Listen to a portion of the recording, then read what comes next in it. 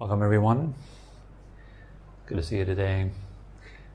So as we are currently working on establishing more deeply the understanding of all the stages and steps on the path of meditation, today we have arrived at stage 4, which is actual breathing meditation.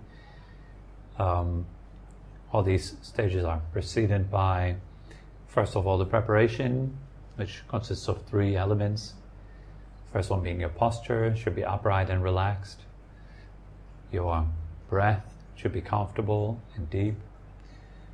And the attitude, which is also very, very important, should be kind and compassionate throughout the practice.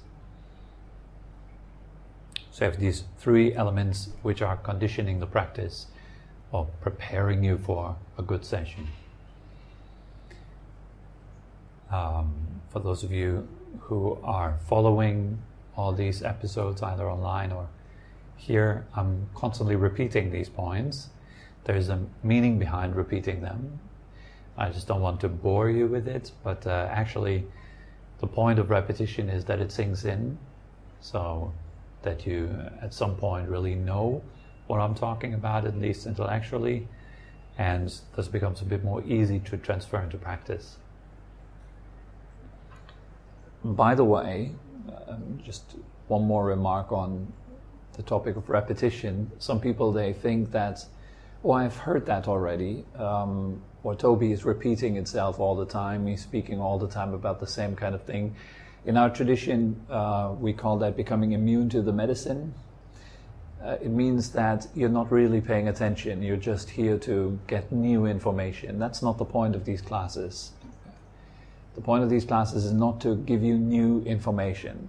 These classes, they act as pointers to the present moment. They act as pointers to the practice, which always is to be done in the here and now.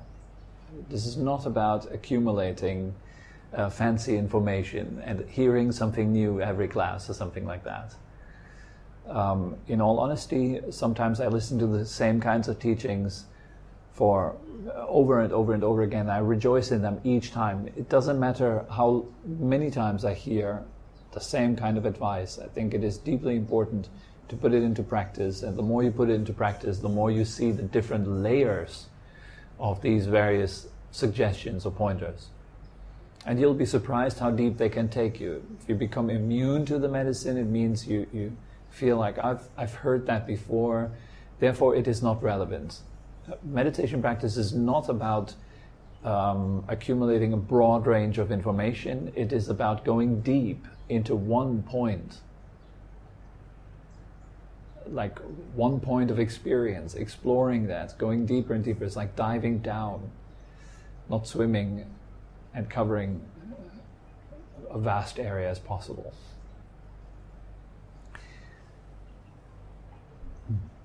So just a little remark on that kind of thing. I think that is also worthwhile topic for a whole nother class as such.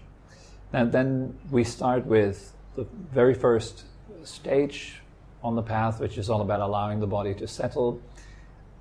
The emphasis here is on the word allowing. We're not making the body relaxed as much as you're not growing your hair or beating your heart. You get out of the way so the body can do what it does best.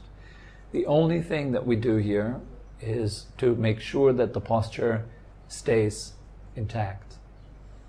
So relaxing does not mean slouching, does not mean surrendering good posture, but it means to let go of tension within the frame of a good posture.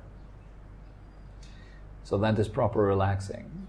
So you want to have your good posture, and then you go step by step, expanding your awareness into all the separate body parts at first, the legs, then the belly, then chest and heart, then arms and shoulders, then the head, then the whole body as one, relaxing or allowing the body to settle down gradually. Here I recommend to go by quality, so that you're not just counting breaths, but you're actually see whether your legs are really relaxed and soft. Then you move on to the belly, etc., etc. And it introduces you to the second stage. It creates a sense of presence already. because you're so concentrated on the task at hand of allowing your body to let go of tension that you're naturally coming into present moment awareness. You stop thinking about what's next and what happened before. So in that second stage, we simply let go of all thoughts about the past or the future. And you want to start from your own position there. If you can let go of thoughts that are coarsely about what happens 2 weeks from now on, or what will happen for lunch, or something like that, then let them go. But it might even be a bit more subtle. Maybe you're just kind of anticipating the next moment. You hear a dog bark and you anticipate that it barks one more time. And you're kind of in that waiting mode, anticipating the next sound. That is much more subtle. Then you let go of that too. You're fully present, fully right here, right now. And of course the same goes for the past, memory. You do that according to your own capacity. If you can start with the coarse thoughts about past and future, stuff that's far away. Let go of them. We let go of them by not paying attention to them anymore. Make them uninteresting. It doesn't matter anymore. Yes, they will appear, these thoughts will appear, it's a force of habit. So you will have thoughts about the past and the future, and that's perfectly normal. Knowing that, however, you can shift your interest away from those thoughts towards what's going on right now. And that's really what we do in the second stage. We pay attention to what is happening right now. For example, if you're listening to the sounds around you right now, then you are present with the sound, because sound is already present. The same goes for feelings, or smells, or taste. So you can be present while eating food, focusing on the taste. Or you can be present smelling a nice smell. You can be present seeing consciously what is happening before your eyes. So in short, you're connecting to your senses. A nice word is, you're coming to your senses. We say that to people who become hysterical or kind of just really lose it, then we say, come back to your senses. It's almost like a call to wake up. Coming back to your senses means be present, because your senses are already present. Your body, which is the collection of your senses, your body is already present. So if you become aware of your body, what are you then? You're present. You can't be aware of your body while simultaneously thinking of something else. You're either aware of your body or you think about something else. So that's second stage. If you deepen that, you come to the point where you're so present, so much in the moment, that you simply have no more time to talk to yourself. You enter the third stage. The third stage is the cessation of self-talk. Talking to yourself in your own head. We're constantly doing that, and in stage 3, this is slowly coming to an end. How again? By not being interested in talking.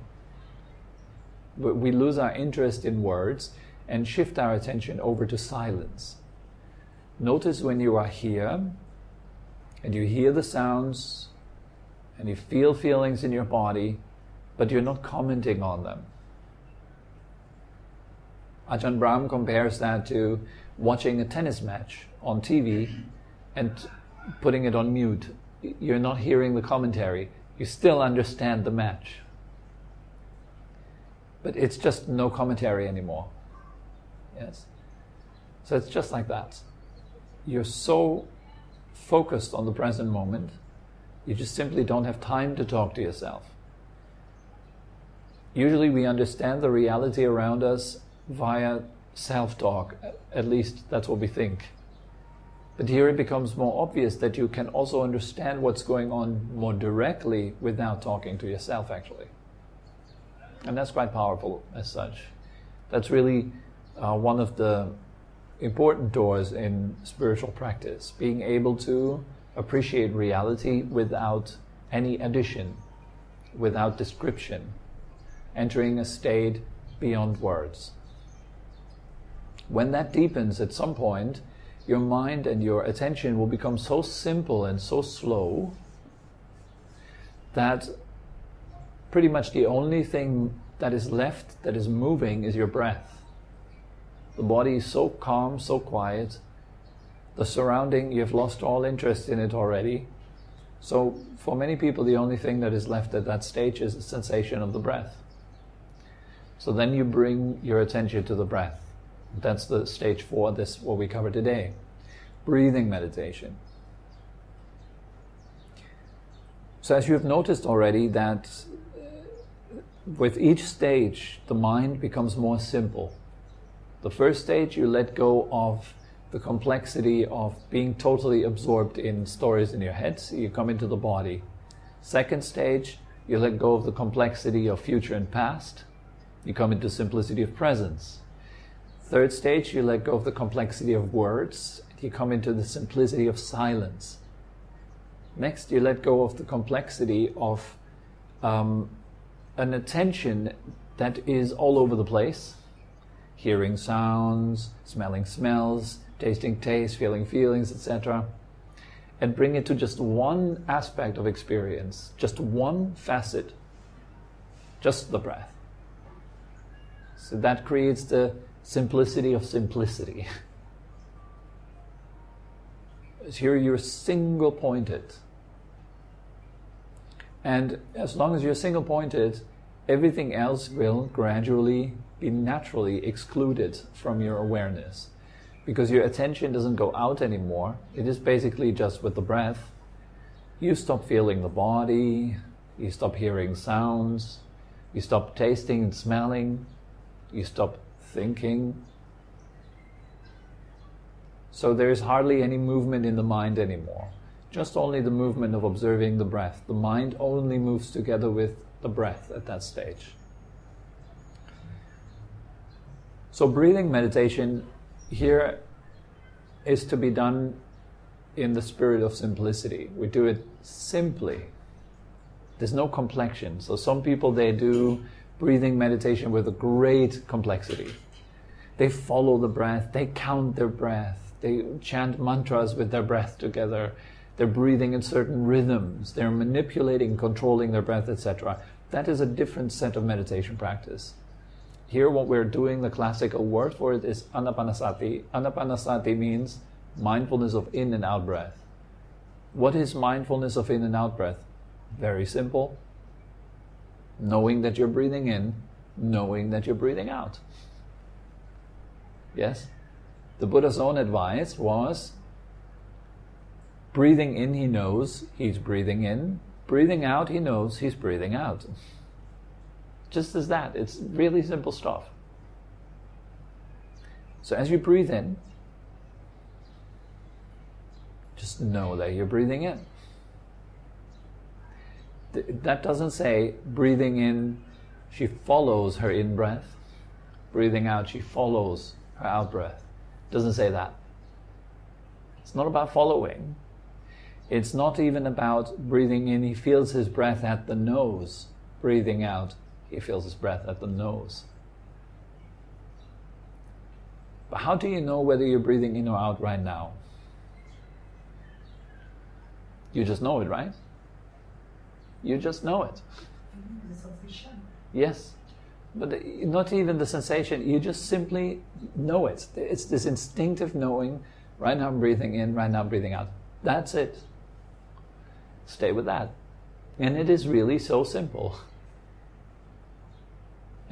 So we are used to making big things, big complexities. So that kind of simplicity very often eludes people. They feel, oh, I don't know how can I just know my breath? You just did it, right? So now do it again. and then again. It's really simple. So breathing in, yeah, breathing in right now. And then breathing out. And gradually as that deepens, you'll start to notice one duration of in-breath from the very first moment, from the beginning all the way up to its end, when the in-breath stops. Then there is a short gap, then the out-breath starts. And the out-breath moves all the way down to its last moment when it stops. It reaches its peak point, and it turns into the opposite. It turns into the in-breath again. Then the in-breath reaches its peak point, slowly then turning into the out-breath. Yes? So you observe that. This is more detailed. In the beginning, the first stage of breathing meditation is simply noticing that you're breathing in, noticing that you're breathing out. The big challenge here is that you will constantly forget your breath. Your attention will constantly go to other things. Birds outside, the noise of the neighbors, maybe thoughts, if you still have them at that stage. Maybe a smell, somebody's cooking something nearby.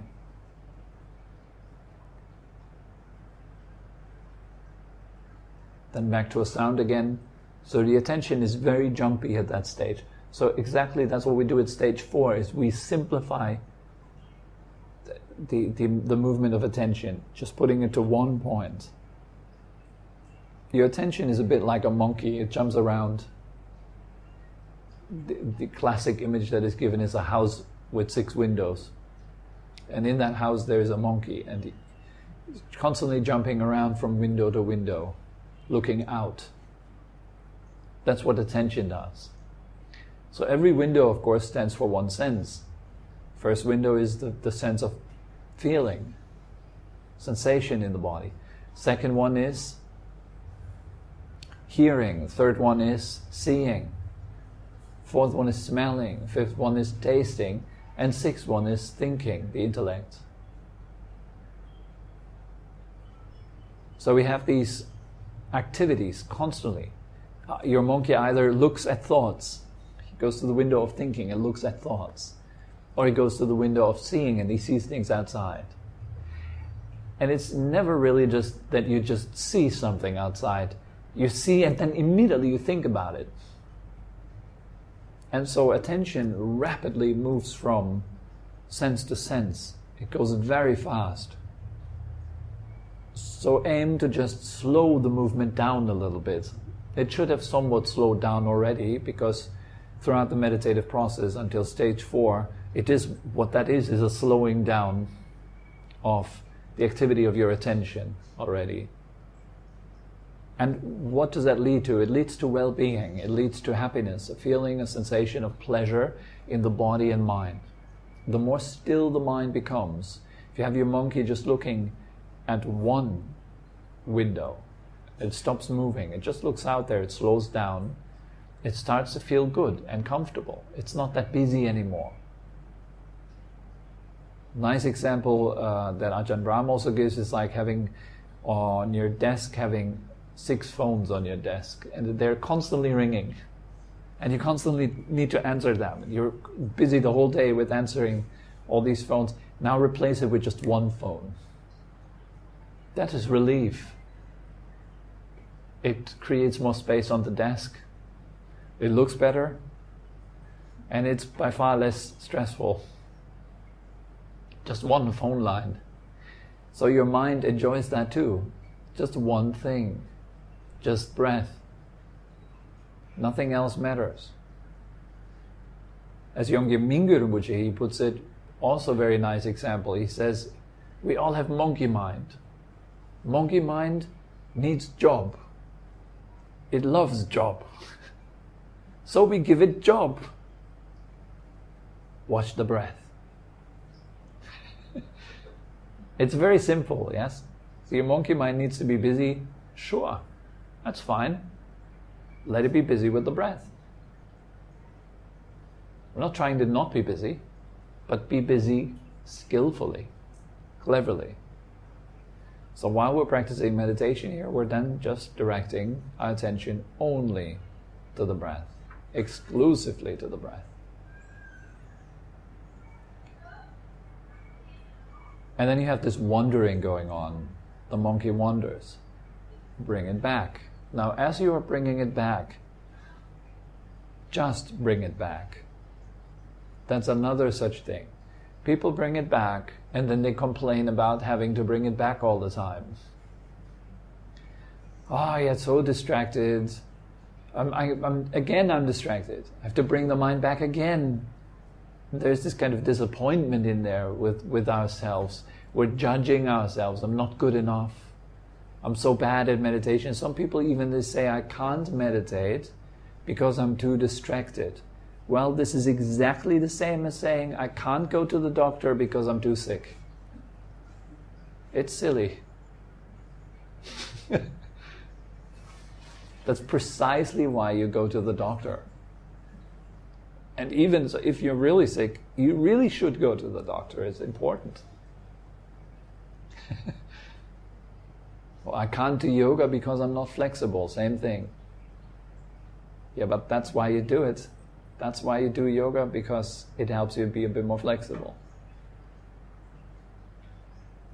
At least asana, at least the part of yoga practice that deals with flexibility.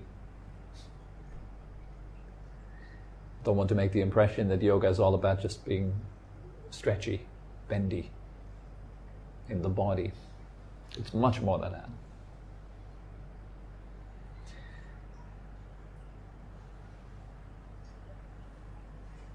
So each time when you're distracted, just come back. It's like push-ups. Each time when you go down, just come back up. That's the whole point. Both parts while doing a push-up are important. The going down part and the coming up part. You go down, you train certain muscles. You come back up, you train certain muscles. So you can approach breathing meditation by using 3 elements of concentration, or building 3 building blocks of breathing meditation. The first one is, and see, while you're practicing these methods actually, and listening to these teachings, you see this is a whole lot of stuff that you can integrate into your practice and play with, explore it. And I hope those of you who are listening to these teachings are actually doing that. You take it home with you and you're exploring it. Maybe listen to the teaching again when you're back home. That's why I upload them. So you listen to them again, take a few notes, and take those notes with you into practice. Explore. Make them work. That's the whole point. Otherwise, it's just me talking and you being entertained for a bit of time every week. That's not really the point of it. The point of it is you gaining more experience in your practice. So the first element of building breathing meditation or concentration is the element of actually noticing or bringing the mind to the object, finding the object. Let's call it finding. Finding the object. So what's the object? Breath. So right now your minds are absorbed in what I'm saying. Now can you find your breath right now? Are you breathing in or out? Now what you're doing mentally right now is you're finding your breath. Right? So that's the first element. You need to do that. That has to be accomplished. If that isn't accomplished, you are just sitting a whole meditation session thinking about all other kinds of things, but you never find the breath. So first of all, you need to bring the mind to the breath. Having done that, we come to the second part is, once your mind is with the breath, what do you think intuitively? What do you need to do next? Yeah, that's a question. Say again? Yes, that's what you're doing all the time already. Keep the mind on the breath. Correct. Keep the mind on the breath. That is an element that you need to integrate into practice. That is something, that's a muscle. Finding the breath is one muscle. Staying with the breath is another muscle. It's like putting the monkey in a box. That's the first one. Putting the lid on the box, second one. Okay? So in the beginning, you're not strong with either. Finding the breath, you'll not be strong with that. You will, the majority of your session, you will not be with your breath. And once you're getting better at finding your breath, for the majority of the session, you will have a hard time staying with it. So that indicates to us, here's an opportunity to get better at something, to practice. It's an opportunity for growth. All human beings need growth for well-being as well. It's a very important facet of it. What's the third element? Once you're staying with your breath, what do you need to watch out for?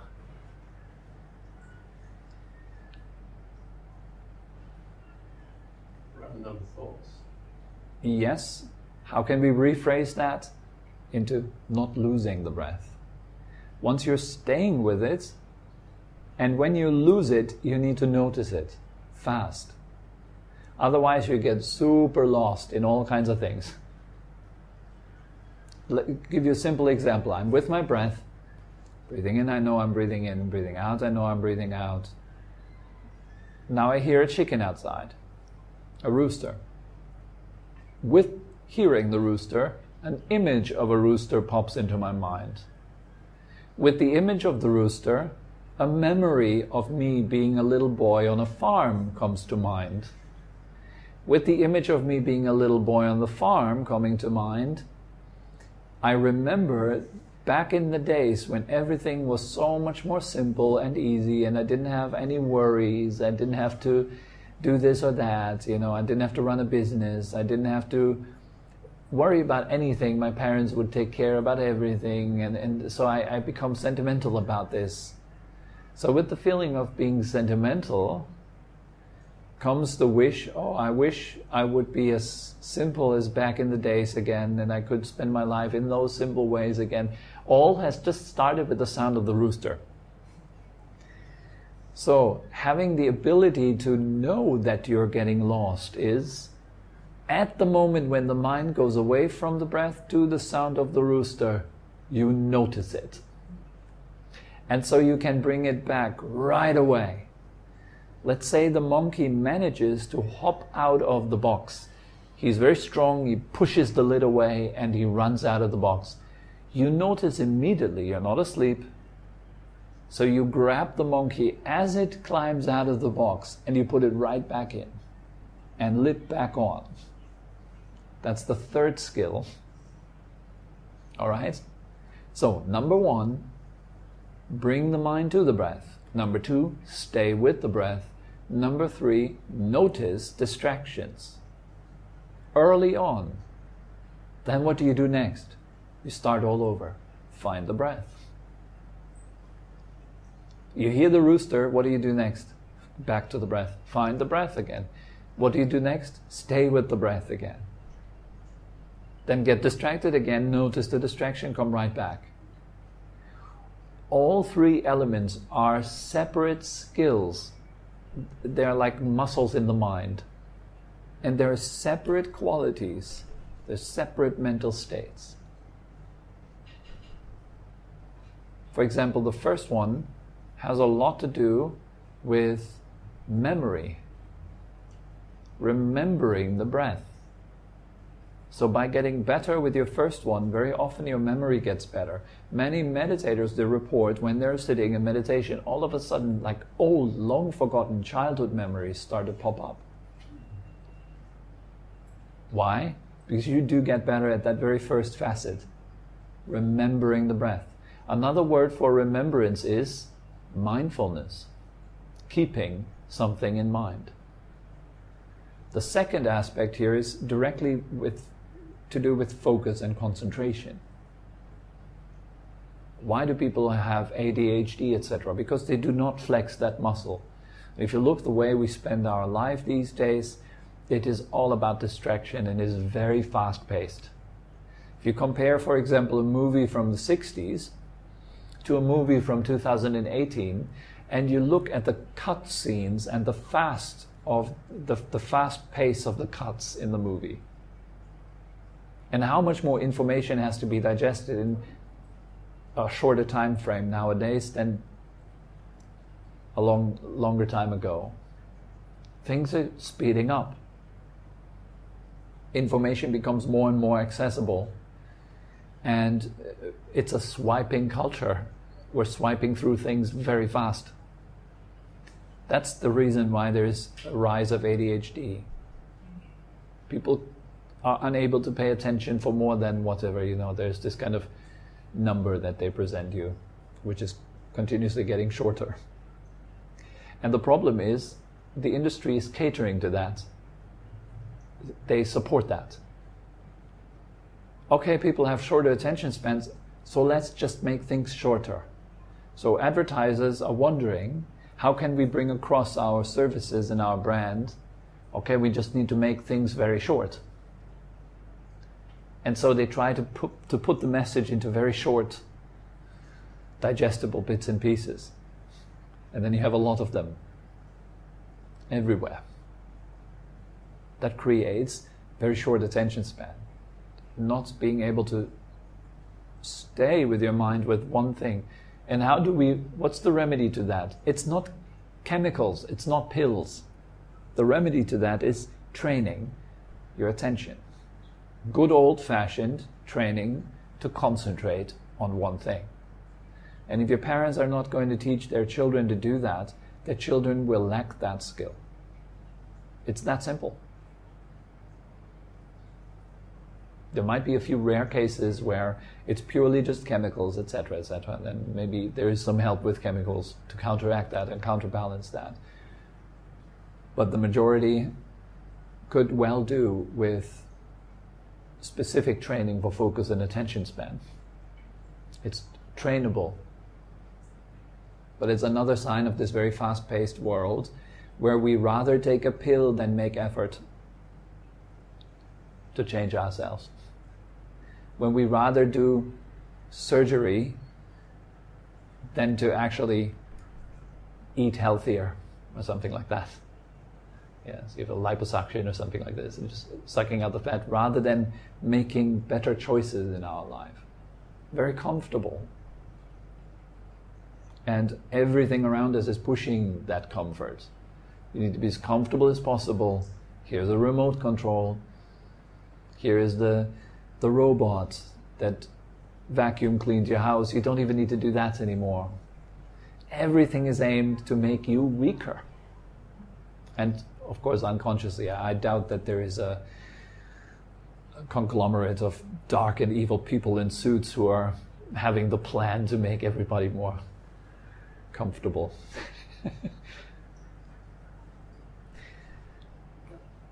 So,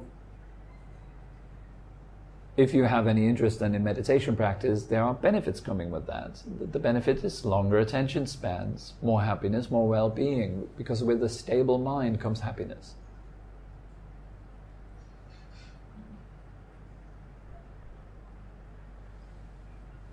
And it's precisely what you will notice in your own practice. When the mind really budges down and calms down with the breath, after the initial effort that you make to bring it there and keep it there,